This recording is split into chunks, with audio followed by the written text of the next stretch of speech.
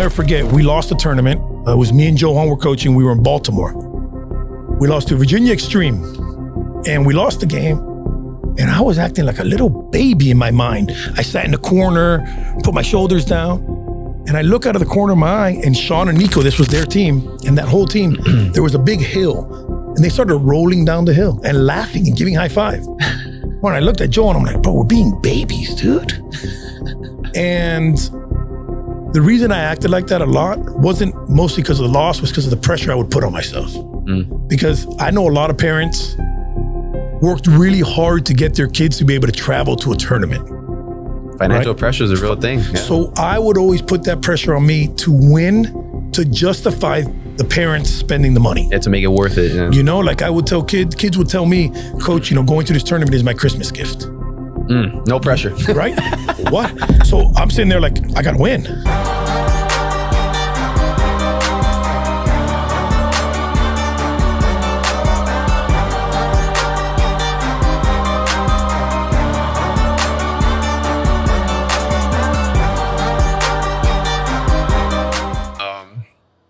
This is episode 21 for us. It's hard to believe, but this man here has been involved with a few guys that we've brought on, Johan, Nico, Sean, he's had a hand in coaching these guys and playing football with them. So without further ado, man, why don't you introduce yourself? So Rudy Fernandez. I've been in the flag football world for a while. Started Ryan football back in 2005. And love every second of it. So let's start there. So what does Ryan mean to you and the kids? Because I know there's a lot more to it than just a name. Yeah, so Ryan Football actually stands for Rudy's Youth Athletic Network. We had to get an acronym. But my brother passed away in 2001. He was 12 years old in an accident. And ever since he passed, I'm thinking, man, how do I honor him? How do I honor him? And I was coaching flag football and we were winning. And I said, why not start a program called Ryan Football? And I got lucky, Lou. I had great families around me, great athletes, and help us build it. Yeah, I remember when you stopped because you moved, right? Yep. All people talked about that are like our mutual friends, like, man, I wish Rudy was still here to bring Ryan back and this and that, like Ryan. So I think that's a testament to like how much of an impact you had like on like those athletes and those parents too. Right. Like just parents and athletes are like, man, what a great program that was. It's been unmatched since from this year to this year, So I think that you were the glue, that really brought it up and exploded the brand, Yeah. So it was cool to see that. Yeah, it's pretty fun. Johan's kept one team together. Nice. They actually just won a regional this past weekend. Nice. So he's doing his thing. But Lou, you brought up something. You brought up family. That's the way we built the program. We built the program based on, we make the team a family. And then that's when you play good football. I mean, that's all it is. I mean, you play safety. Yeah. Right? If your corners don't trust you on and off the field, they don't trust you off the field, they're not going to trust you on the field. Oh.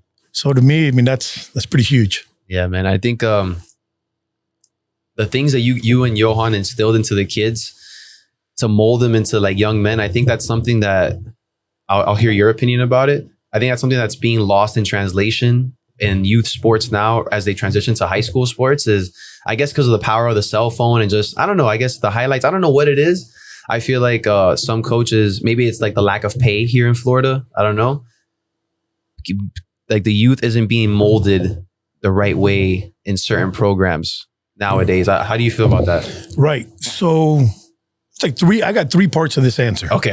ABC, let's hear it. So the first one is, unfortunately, there's a lot of coaches out there that care more about winning than anything else. Right. So you're not molding somebody if all you're thinking about is getting the W. Right.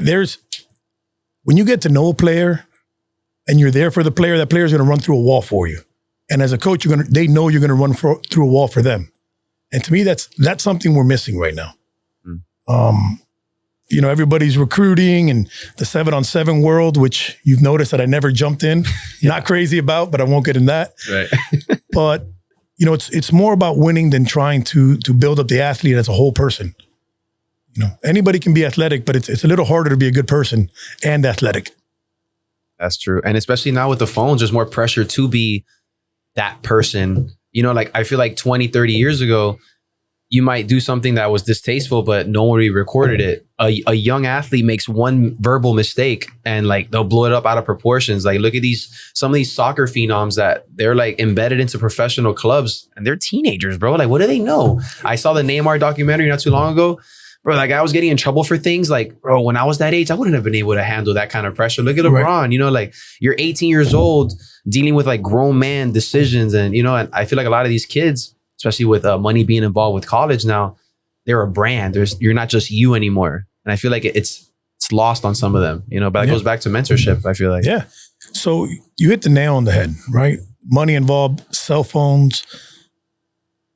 I've seen athletes go up with one hand so they can look good on Instagram and drop the ball, then make a fundamental catch, two hands extended. Yeah. Right? It drives me I know. Crazy. It's cringy. You know? So I would say my teams are kind of boring. Right? We're fundamentally catches. I mean, heck, I'm wearing a Spurs hat. There you go. You know, that was some boring basketball, but it was great. The system, baby, the system. Yeah. So, you know, for me, it's just fundamentally sound, right? Yeah. And I hate highlight tapes and all that stuff. I like watching them when the kids send them to me, but right.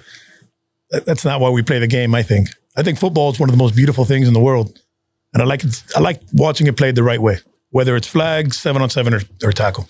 And something that I think some kids that, like we said, get so caught up with highlight tapes is it's a lot harder for you to be seen, even with huddle now, even with these camps, it's harder for you to be seen if your team sucks, right? So if the team is successful, they're more likely for there to be recruiters at your practices because a couple players are shining or the team is doing well. Recruiters are going to want to know, like, what is making this team tick, you know? And then you go to a practice, you make a great play in a practice. Now a recruiter is looking at, oh, whose number is this so-and-so? Oh man, look at this guy. I came to watch this guy, but this guy's kind of has my eye. And I think some kids miss that. They're like, if you work better with like practice habits to make each other better and you're successful, in turn, you get more exposure. No, 100%. You know? 100%. It's tough, right? I went to Southwest. I went to South Miami, so we didn't. Yeah, so listen, by all means, I was not a good football player. Okay, I think I'm a pretty good coach, but I was just an okay player. But I won one game in high school. No shit. Yeah, against Coral Park. That makes sense. You know, that was it. No offense to CP. Right, but I mean, that's, you know, that stinks. I mean, if I was a ball player back in the early 2000s, I would have been in trouble. I couldn't transfer. Yeah. I couldn't do anything like that. You know, we had some ball players at Southwest that just stopped playing football that I think were good enough to go play at the next level. So you're absolutely right. It's important where you play. It's important who coaches you. Coaches should get paid a little bit more here in South Florida. What? So I don't know if have you ever seen like what coaches in Texas get paid? Like high school coaches? Texas and Georgia is insane. It's insane. Like if I ever if like things didn't go my way, I would go coach high school football in Texas and just, all right, bro, I'm just going to go over there and start a career. So the 3 years I coached high school football as a head coach, I lost money every year. Yeah, you do it for the love of the game down here. I mean, I didn't do it. And if I put my hours in, I probably got paid like 6 cents an hour. You know, but it is what it is down here. And that's why it's hard to keep good coaches down here for a long time. And it's a revolving door in some schools. But it's because we'll get into that as well. But that's why like the education system is what it is too. Like teachers and coaches get what you paid for. So, you know, I was a teacher 17 years. Do you know how hard it is to be a teacher in Miami, Florida, and also be the head of household? Right? Making 48 grand teaching. We all live in Miami. Right. It doesn't get you very far. Yeah. I don't even think it could buy me groceries anymore. You know? Seriously. So, you know, I was leaving the house at 5 a.m. to train athletes, working all day, then getting home at 9:30 because I had to train athletes. I had a party business I would run on the weekends. And, you know, so your plate was full, yeah. Right. But it's unfair to the teachers here in Miami. Especially with how important their job is, because two parents are off, you know, making a living because they have to. Who watches your kids more than you do? The large portion of the day is these educational people. Yep. So like, if they don't care about their jobs or they're instilling like different values onto your kids, like you either won't know because they're not communicating that to you, because kids are kids, you know, like they talk about one thing and you don't, miscommunication. until it's a big deal. Then you realize like, this is the person watching my kids, you know, like I know my mom had issues with kids. I mean, sorry, with teachers when I was younger. Right. You know, that's what she was heavily involved. But if she wasn't like that, she would have never known things happen with me and teachers. So 100%. So me and my wife are heavily involved, right? I think you have to be. Yeah, you have to be.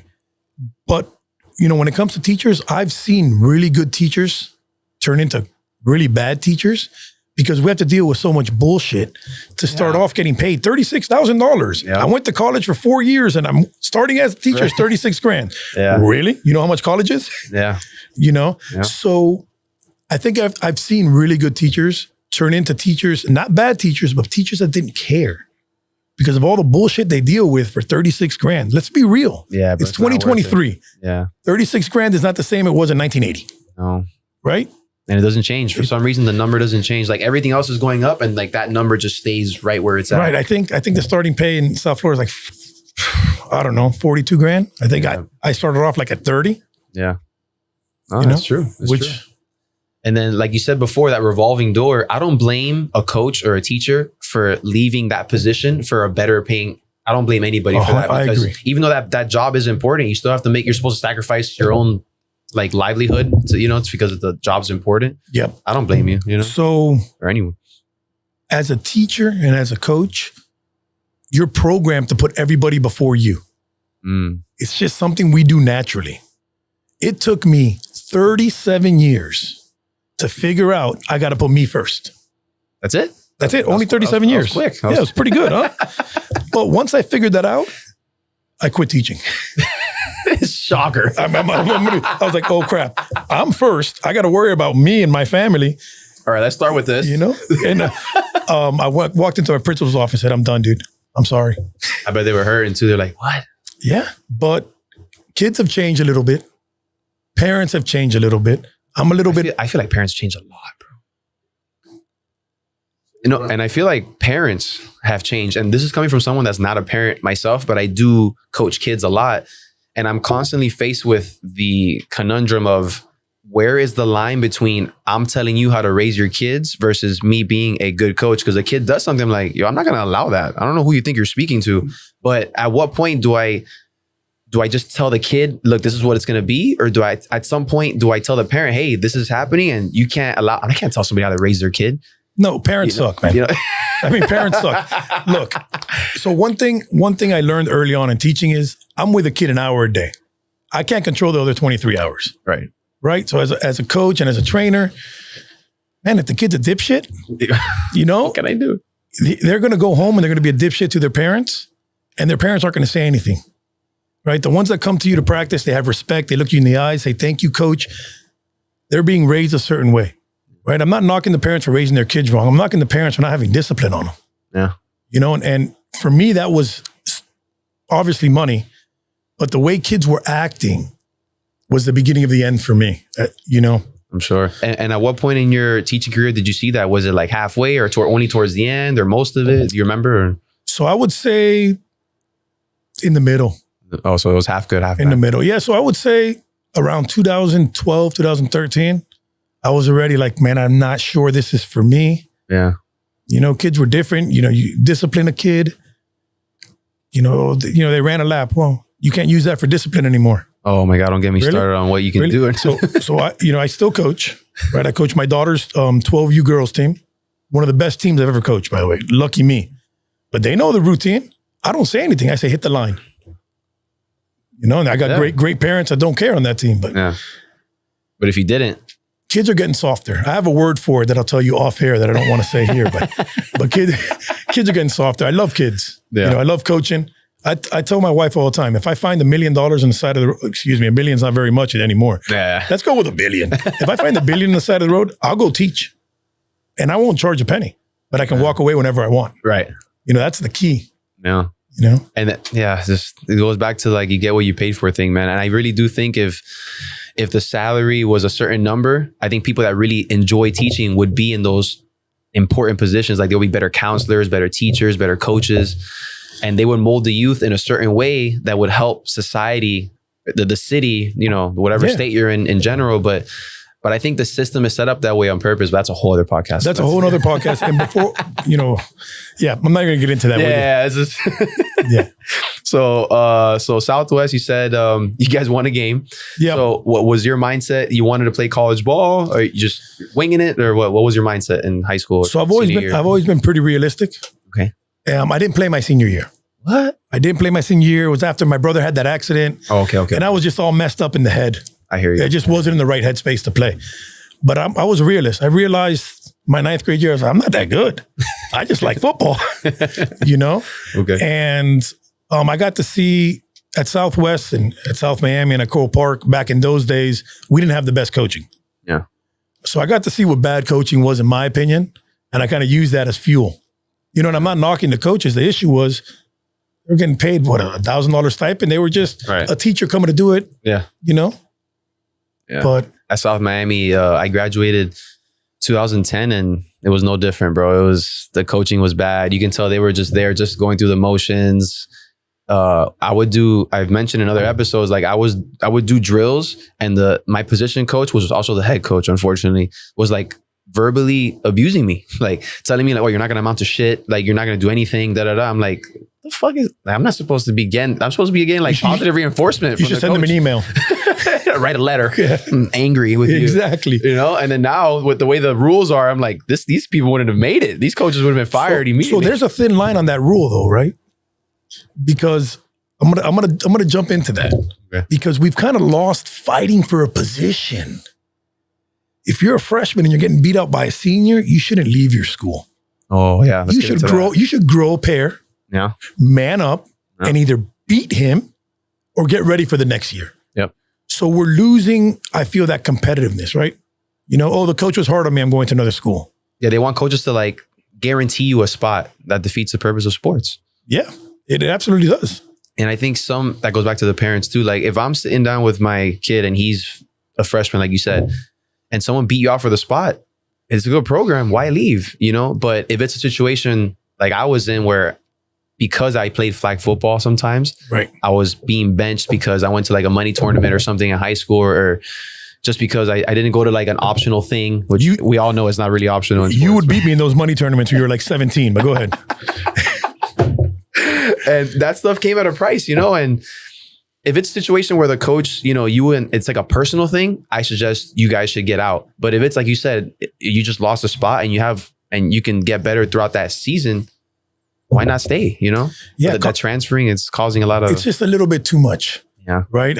I don't know how to stop it. I don't know how to control it, but we can't leave because somebody beat us out. Yeah. Now, if there's, like you said, if sometimes coaches are assholes too. Yeah. Right? If the coach is treating you wrong just because you play flag football, which I think is ridiculous. Yeah. Then why not leave? I love flag football. Él lo tenía cogido conmigo. It doesn't matter what I did, bro. It was just, I had a coach at that night school. He hated me. And then he went to South Miami, actually. So he brought his stuff over here. Yep. All right. So college, going back to college. So did you end up going somewhere or? No, man. What'd you do? So I've been working a full-time job since I was 14. Oh my God. Okay. So I've been 40 hours a week. Yeah. It's the way I was raised, right? Yeah. Work hard, play hard. My dad put up with no shit. And I'm grateful for that, by the way. Yeah. Well, it took me years to figure out. When I was like 17, 18, I was like, this guy's an asshole, man. This guy sucks. Why is my dad such a dick? And now that I'm older, I'm like, thank you very much for teaching me how to be a man. Yeah. Which to me is huge. No, I did not play in college. First of all, I wasn't good enough. Like I said, I didn't play my senior year. I jumped right into work. So I became a teacher's assistant. Okay. For language arts, those kids got dumber that year. Okay. Because I should never be in a classroom, Lou. My personality. Right. And then right away, they've stuck me in PE. Okay. And I loved it. And then I did that for 16 years. My first year was a teacher assistant. I can't spell. If it has 4 letters, I don't spell it. Right. My wife was a spelling bee champion. You guys bat each other out. Give me numbers. Yeah. But yeah, so that's how I got into teaching. I didn't go. And then I graduated college later on. I went online. Right. My wife may have done 1 or 2 or 3 or a lot of my classes for me online. Hey, But yeah, I got my degree and became the athletic director at the school, and it was pretty awesome. So you always knew you wanted to be involved with sports, I'm assuming, right? Or something you just got along the way? I've always wanted to make money. Okay, that's fair. Right? I'll be honest. Like I've always looked growing up, I looked in a way that I want to live a certain way when I get to my 40s and 50s. Okay. My brother's accident kind of took me to coaching. So my mentor is actually a soccer coach, believe it or not. His name's Sam Steele. Really? Okay. Yep. He's the one that brought me into coaching. And it just kind of, the athletes I was coaching filled a void for me that they have no idea that they filled.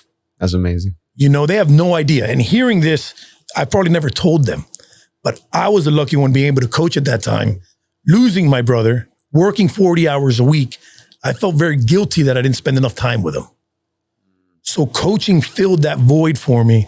Yeah. And for lack of a better term, it saved me. Wow. Because if I wouldn't have found coaching, I don't know where I would have ended up.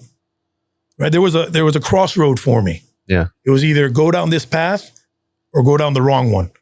And I had a foot in each one at that point in my life. And then, like I said, Sam Steele kind of came in and never met me before, knew my brother, and said, hey, man, just come coach this football shit for me. I don't know how to coach football. And that's it. That's all it took. That's all it took. I stepped on the field. I said, that coach is an idiot. I'm going to win this game. And boom, that's it. I won the game.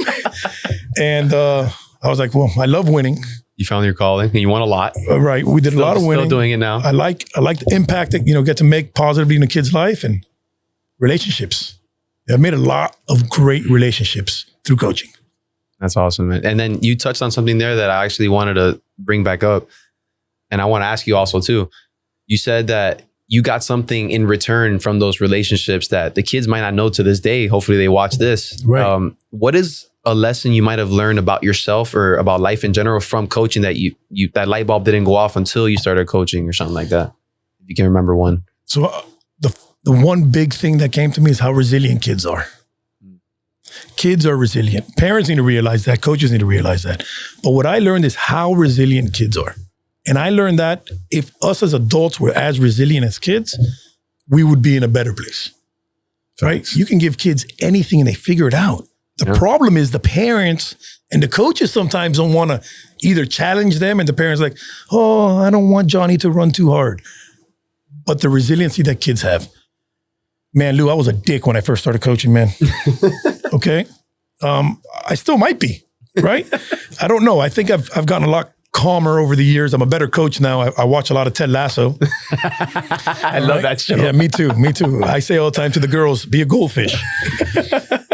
But yeah, just being resilient, man. And just understanding. I'll never forget, we lost a tournament. It was me and Joe Hahn were coaching. We were in Baltimore. We lost to Virginia Extreme. And we lost the game. And I was acting like a little baby in my mind. I sat in the corner, put my shoulders down. And I look out of the corner of my eye, and Sean and Nico, this was their team, and that whole team, there was a big hill. And they started rolling down the hill and laughing and giving high five. When I looked at Joe and I'm like, bro, we're being babies, dude. And the reason I acted like that a lot wasn't mostly because of the loss, was because of the pressure I would put on myself. Because I know a lot of parents worked really hard to get their kids to be able to travel to a tournament. Financial pressure is a real thing. Yeah. So I would always put that pressure on me to win, to justify the parents spending the money. Yeah, to make it worth it. Yeah. Like I would tell kids would tell me, coach, going to this tournament is my Christmas gift. No pressure. Right? What? So I'm sitting there like, I got to win. So I would, man, every time we went to NFL Flag Nationals, I was such a jerk. I would isolate from everybody. Yeah. If I acted like that all the time, my wife would divorce me already. But Lou, the truth is, it wasn't because I was nervous. I don't think I'm nervous. I've never looked across the field and seen a coach and say, wow, he's better than me. I respect a lot of coaches. Yeah. But when I walk in the field, I feel like I'm the best. Just as you should. It's the way I am. I play pickleball now. I walk on a pickleball court and I think I'm the best. I'm not that good. I lose to 90-year-olds, but I think I'm the best, right? So yeah, for me, it was just that. It was the pressure I put on myself. I got very lucky to, take that program to the next level. We had great families. We had the Retainers. We had the Haggards, the Garcias, but I'm going to chime in on the Haggards. Their son and daughter played for us. They helped out so much. Amazing people, love them. But I would add that pressure to myself. Man, they're doing all this. Mike and Becky are doing all this. All I got to do is win. And that's when coaching became not fun to me. I don't know how I went off on this tangent, but yeah. So what did I take from the kids? Being resilient and being a kid. We lose that as adults. We forget 100%. To laugh and smile. For me, it was forgetting that football is supposed to be fun. Like from at some point, like sophomore, junior year of high school, once like me and the head coach like really started like butting heads. And then college, it became a job at some point. And then in college, I wasn't allowed to talk a certain way, be a certain way. I was getting reprimanded for the way I was dressing some games. It was ridiculous. And I couldn't be myself, and I forgot like, yo, just play your game. Like, don't be scared to make mistakes. And once an athlete is scared to make mistakes, you're not playing like yourself, and then I forgot to have fun, So I think the biggest thing too is just, it's supposed to be fun, bro. As a coach and a player, that's hard. It is. Like I said, I'm coaching my daughter's 12U team, one of the best teams I ever had. Sometimes I got to remind myself that they're 12 and 13-year-old girls right. playing football. I need to make practice fun. Yeah. But you know what I see when I see them? I see a dynasty. Yeah. I see a team that could possibly dominate for 4 to 5 years.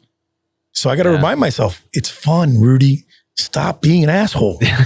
Yeah. And I actually say that, and then the girls also got a curse bucket for me. Oh, yeah. There's probably $600 in there already, but my team captain counts it out. That's awesome. All right. So, what is something, we kind of talked about this a little bit. What is something you think that needs improving in youth football or youth sports in general? Good coaching. Good coaching. There's nothing else to put about it, right? Good coaching, and parents need to shut up. Let me tell you something. How do you fix that though? How do you fix that? So setting boundaries, I guess. Tell them the truth. Your kid's not a running back. Your kid sucks. Stop feeding him a Twinkie. He's an offensive lineman. I hate to be a jerk, but not everybody's a running back. Not everyone's a quarterback. No. And just because you do really good in Madden doesn't make you a quarterback. No. So spitting facts right now. So parents, I don't know how to fix parents. Right? I can tell you how I raised mine, and he's on point. My opinion. He can still be an idiot, but he's on point. Yeah. But I think the thing is coaching, Lou. You got coaches in youth football driving 45 minutes, an hour, 2 hours to pick up kids to play. And those kids aren't being taught fundamentals. They're being taught how to be athletic. You played college football. Just because you're good in youth doesn't mean let's go further. Just because you dominate in high school doesn't mean you're going to walk into college and there's going to be 15 other people just as good or better than Lou. Yeah. So it's just your football IQ really does take you to the next level. It does, and learning the game the right way.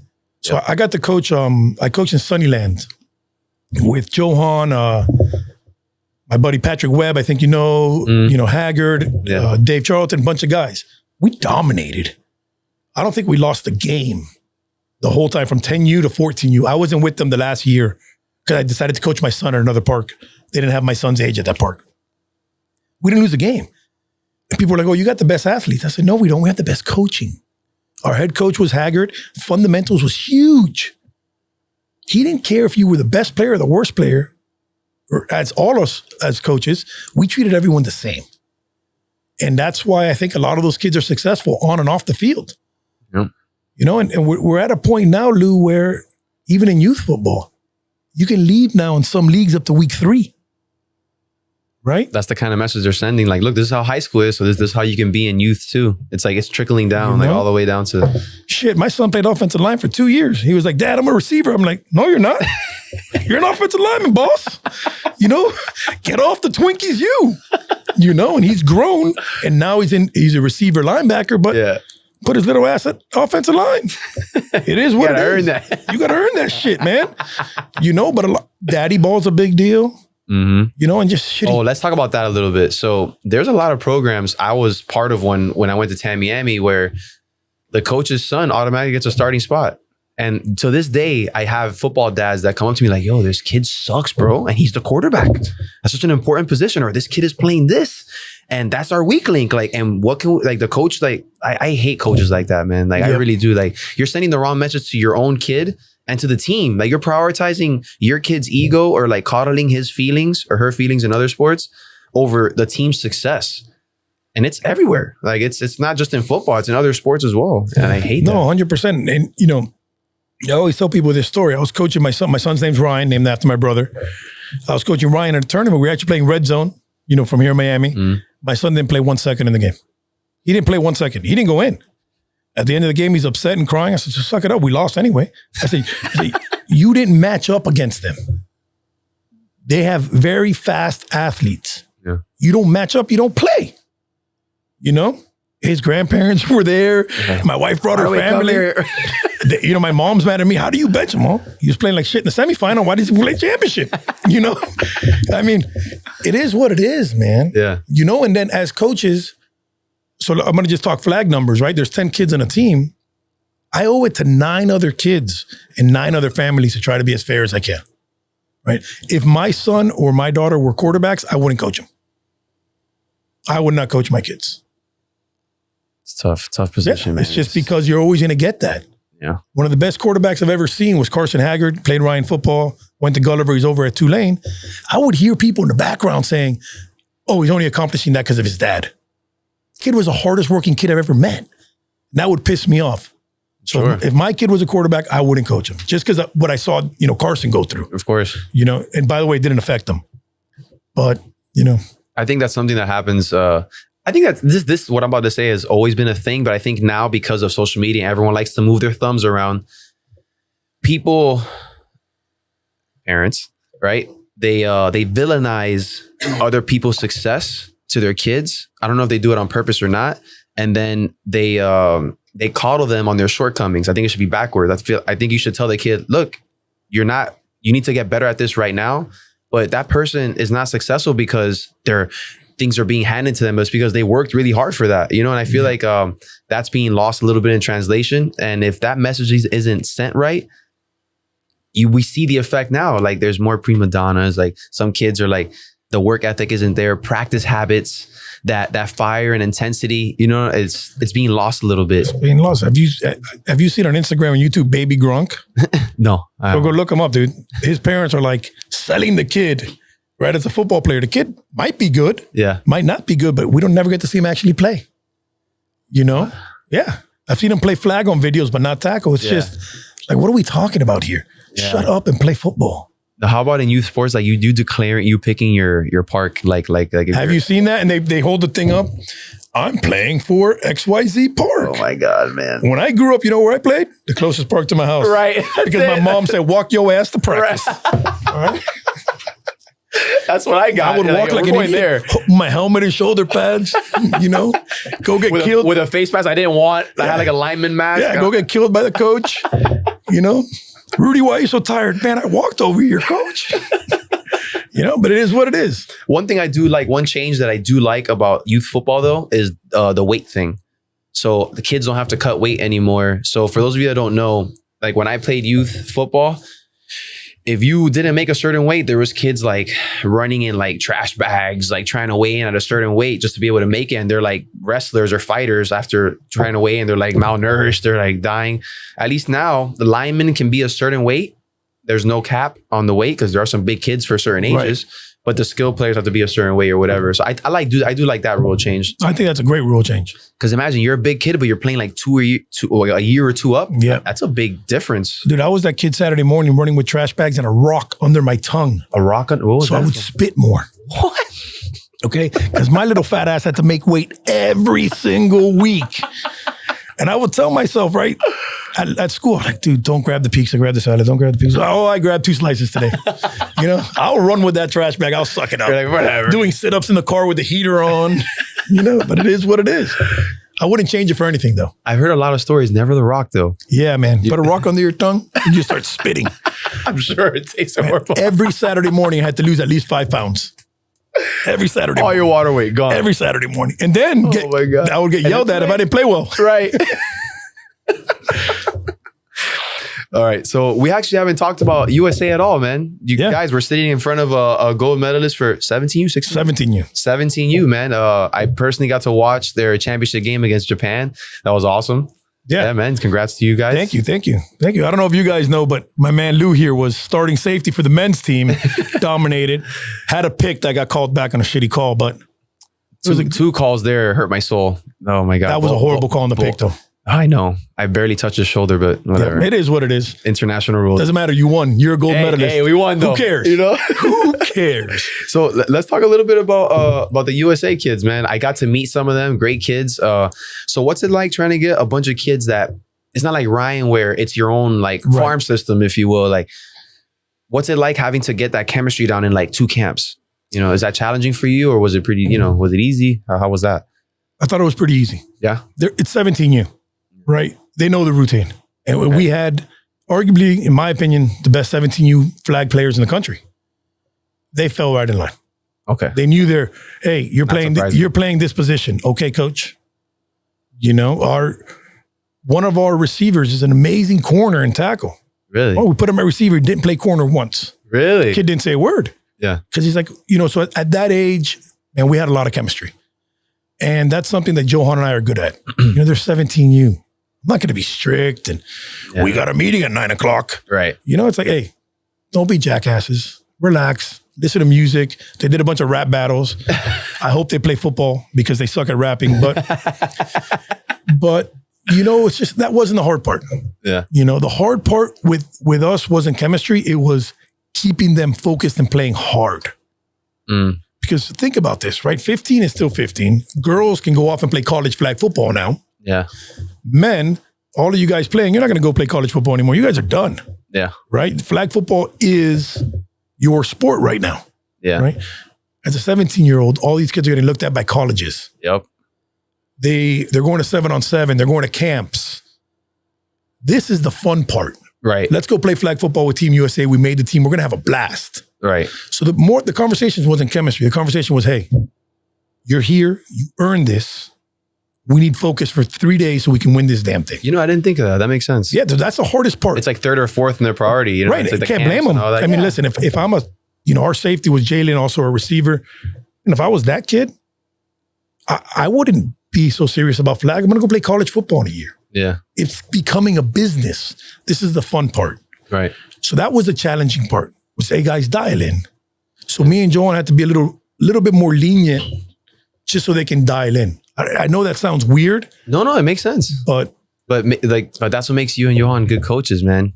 Man. You guys know how to, the beauty of coaching is it's not a one size fits all kind of thing. Like there are some players that if you rip them, they shut down. There are some that like, if you rip them, they're like, oh man, I got to wake up. All right, he's right. And then there's the guys in between or some teams need this. Like you said, like it's not really chemistry. I asked you about chemistry. You're like, no, that's not what we needed. We needed this. Right. And you guys understanding like, bro, these guys, they're trying to have fun. It's the off season for tackle.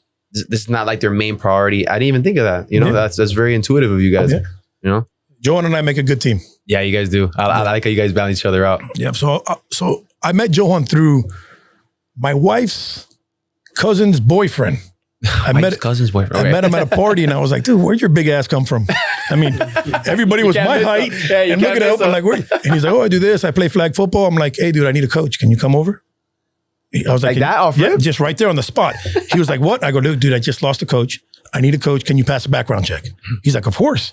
I'm like, okay, go do your background check tomorrow. Gave him the information. This was on a Sunday. He did it. He was coaching on Tuesday. Wow. And right away, I was like, damn, dude, this guy's a better coach than me one day. Once he understood X's and O's, Johan was always amazing. Yeah. Once he grabbed the kids part of it, right. Dude, Team USA hit a home run with him as the head coach.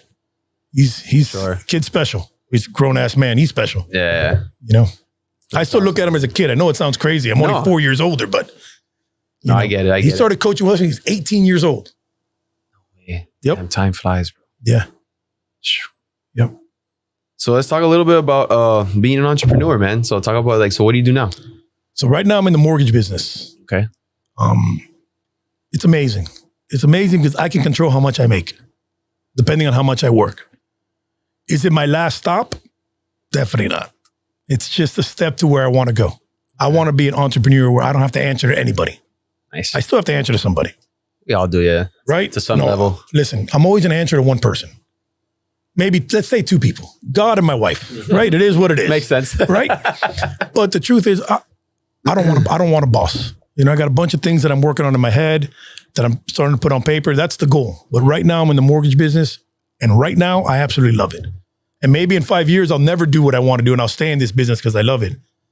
But it's great. I'm still helping people just in a different way. You know, I'm still helping people buy their homes for the first time. And there's nothing better than working with someone that really, they could afford the house monthly, but they don't have that down payment and use the down payment assistance to get a family in a home for the first time. It's a pretty cool feeling. I'm sure, man. So is there any ways in business that sports has helped you, like connect some dots? Team. Still in business right now, my biggest strength is building a team, building a family within the team, right? I'm not the boss in my office. Everyone comes to me with all their bullshit, right? Just because it's who I am, So just building a team and being consistent. People understand that to win in sports at a high level, you have to be consistent. You got to do the little things every single day. In business, it's the same shit. We got to do the same thing every single day. We're always learning. We're always trying to get better, right? And like I said, I'm in a great business where I can make a lot of money.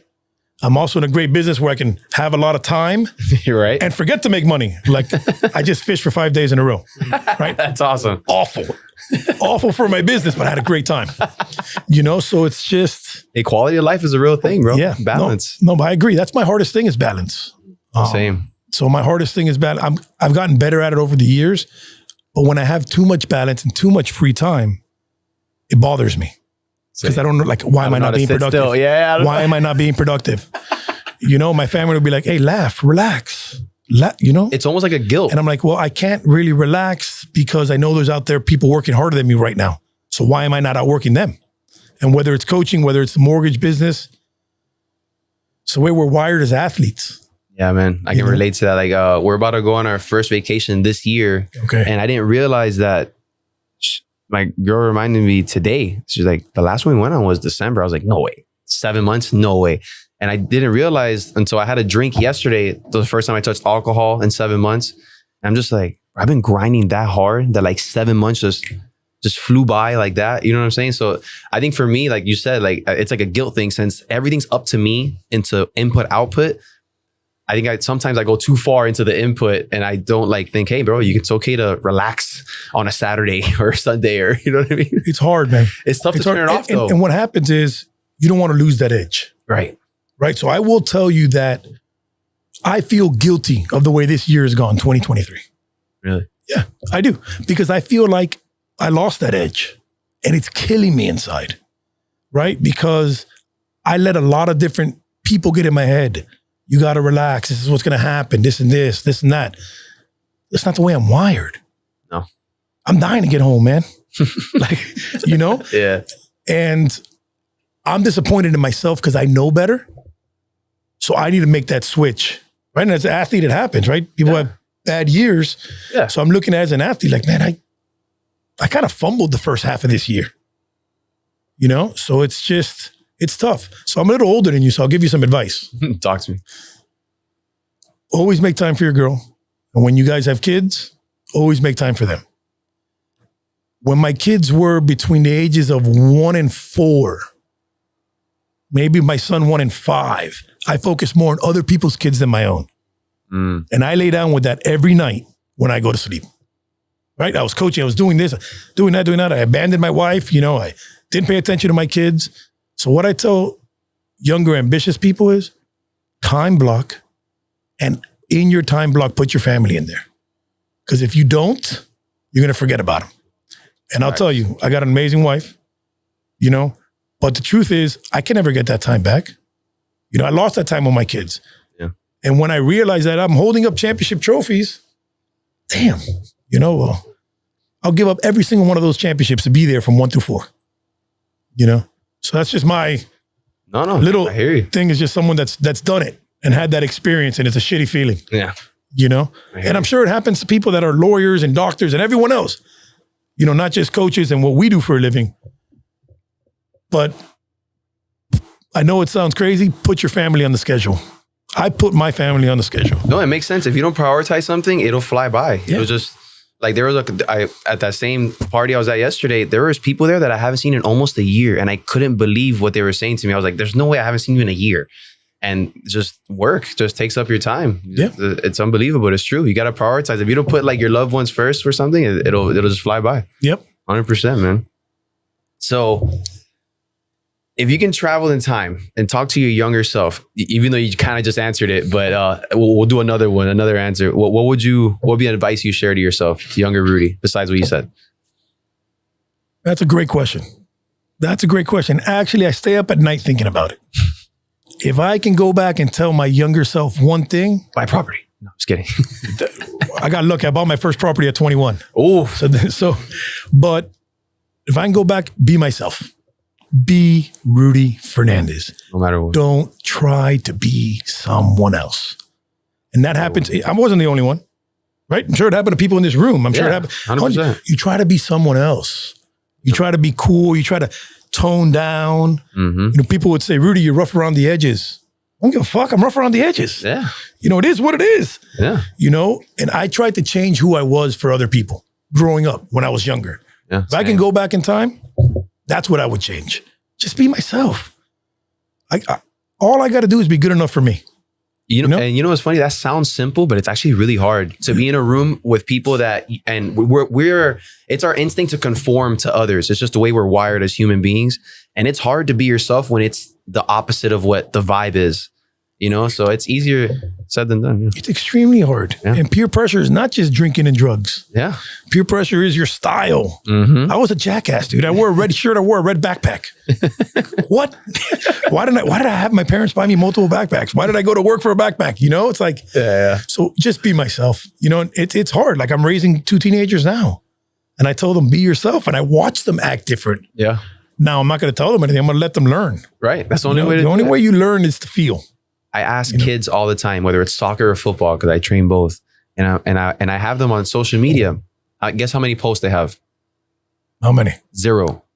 I'm like, why don't you post anything? Like, I don't even know it's you. Like, if I didn't know you told me to type this in, I wouldn't know it's you. They are so scared to post anything that's not cool that they don't post anything at all. They only post in their stories. But Lou, wouldn't you be if you were their age? Let's be real here for a second. Now let's go back. Don't think about Lou at your age now. I would have posted too much, probably. And confident.